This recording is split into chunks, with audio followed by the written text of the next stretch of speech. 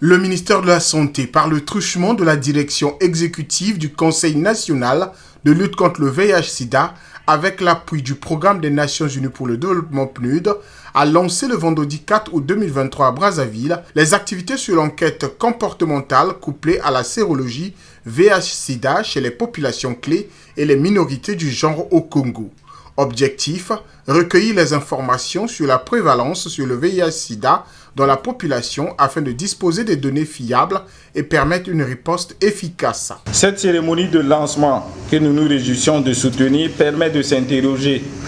sur les actions que tout un chacun doit entreprendre pour contribuer à mettre fin à l'épidémie de VIH-Sida comme menace de santé publique d'ici à l'horizon 2030. Dans le cadre des objectifs de développement durable. Cela va de la réduction des nouvelles infections, de la mise sous traitement de 95% des patients séropositifs et d'atteindre l'objectif de zéro discrimination, notamment à l'encontre des populations vulnérables et des populations clés. Aujourd'hui, plus que jamais,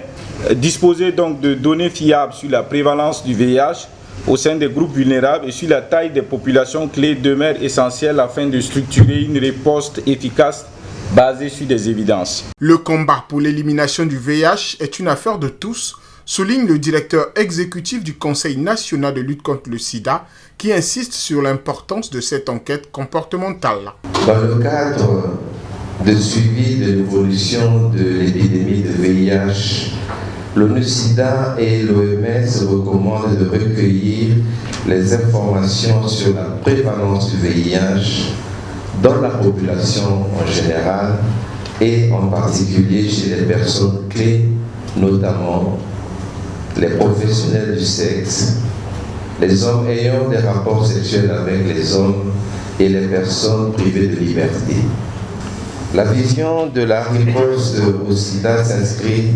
dans celle de la politique nationale de santé 2018-2030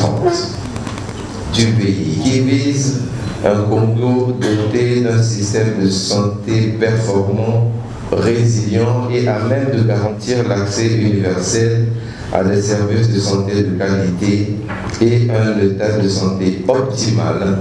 pour soutenir durablement la croissance et le développement du pays. Cette enquête comportementale est constituée de 3 phases, à savoir la mission exploratoire, la cartographie ainsi que le recueil des données de l'enquête, ont précisé les experts.